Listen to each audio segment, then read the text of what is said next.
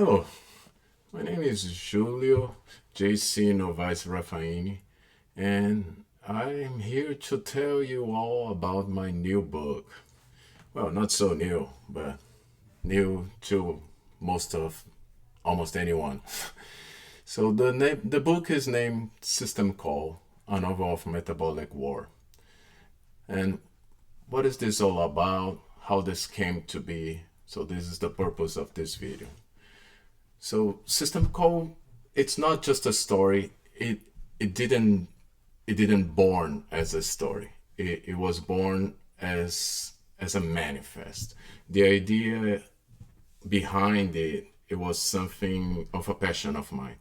I for many years was thinking about alternative economic systems to the one we currently live in, and how they could coexist with the one we live in a way to surpass it, but not in a revolutionary or violent way.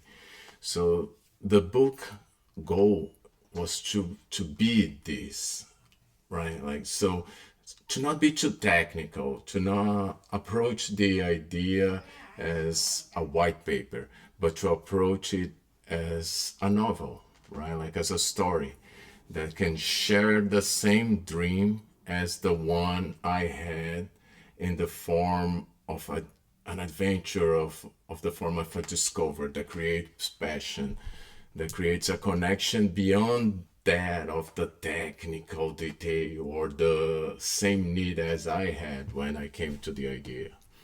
So the how does the book goes, and where does the book is set? The book is not set in a particular location, although it is at the same time.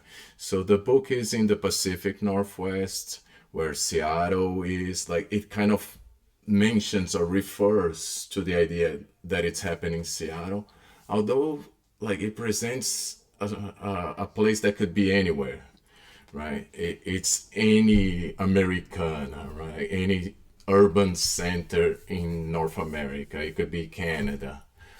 So the this is intentional, right? The idea is to create this, you know, similarity to the place where you are. And the same happens with the time where the book happens. The book doesn't happen particularly in the future or in the past or in the present. It could be any time, right? It just like enhances this dark perception, where like things are like over control, like, and we have like the surveillance state that we maybe are like currently experiencing in not like the extreme that the book presents, but in a very similar way, right? And this is the idea, to not create the time where like it's a sci-fi, it's in a future, it's in another planet. uh, what else? So the book also doesn't like require any baggage or like on how it it presents to you, right? Like, it already starts in motion with like you following the day of one of the persons in the story. So like kind of like cutting a little bit, moving a little bit ahead. Here is where the book lives. It's a public website. Anyone can just go grab it. You can see that there is a little bit more than just the book. We are talking about like source code access, the white paper that kind of more like drives into the philosophy or the technical details that supports the book, the novel itself. And this is still an empty, work in progress space, but the idea is to be like a blog or like a place to share novelties and news on it. So the and by clicking on this here, you can access the book. Again, it's wide open, and not only open for you to see how the book was made, but also open in the sense that it's Creative Commons. You can use the characters in this book, use the story in this book, alter it in the way you want, as long as whatever you do with it is released under the same lines. Okay. Uh, and moving on, how what is the story?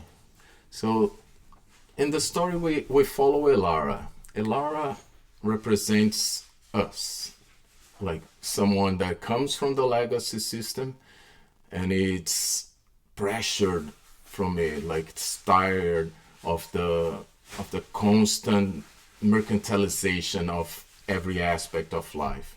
She has with her a device that overrides the view, right? It's like the meta glasses of nowadays. If you think about it's a HUD that it's always being displayed and characterizing and, like, analyzing and providing her like this meta layer of reality. So everything is taken into account and offered under like a subscription uh, product. So you are already overloaded by this like sensorial, you know, charge that Elara is presented, and it's not meant to her. It's not meant to, help her succeed or have a better life. It's meant for the people that own her, maybe, or that has interest vested in her. So it's more to guide her into the work she needs to do than to help herself. And this is the kind of the transition that happens in the book, where Elara experiments moving away from this like HUD that doesn't care about her, for one that like it's centered in her in a way. So and Elara is first presented to this alternative world through a telemetry fault, right? Like, so it's something that comes to her as a failure, right? Like something is going wrong, and she goes to investigate, but she goes with the low morale, right? Like, it's just another job. But when she finds it, like she's bombarded by this experience, and she immediately wants to join in. uh, I took heavy inspiration on the Matrix here, and it's a little way to portray the Matrix not as the only negative in kind of like trying to not be the perfect system, but negative uh, in the sense that like what is outside of the Matrix, it's even worse. It's total decay and nothing to survive upon. But this one tries to be something else, right? So you have a reason to move forward. So Elara, like, will immediately want to embrace this. So then the book, Elara will find this alternative, and it will like initially kind of try to absorb it, but like it still have the old quirks of the legacy system, like the way of like thinking, right? Like the philosophy that she carries, it's still legacy. It's still inadequate for the new system. So she tries to see things in value and doesn't see things in cycles. So this is the kind of first transition, but then she's confronted with the legacy system, right? Like it comes back to chase her, and and this is the moment where like it's presented the conflict, right? Where she may have to decide, does she continue with them and help support this new system and economy, or does she, like, protect herself and move back towards the legacy system? And this is it. Like, to not give much about like what else is in the book, and delay the reader. Just a little bit like of showing how the material looks.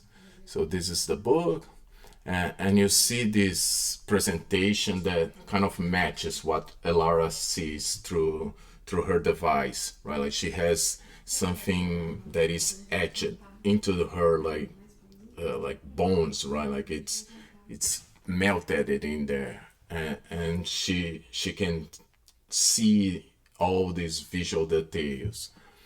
So whenever information is presented like this, it's this idea of being mechanical, right? Something that the device is analyzing.